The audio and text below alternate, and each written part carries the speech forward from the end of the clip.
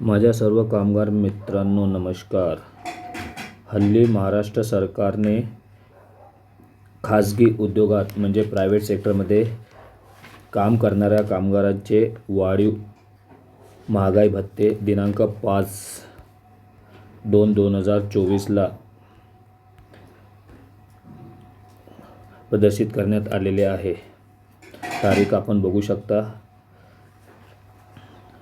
हे सर्व वाढीव भत्ते दिनांक 1/1/2024 पासून लागू होणार आहे. सर्व वर्गातील हे सर्व महाराष्ट्र व्यवसायांना लागू आहे.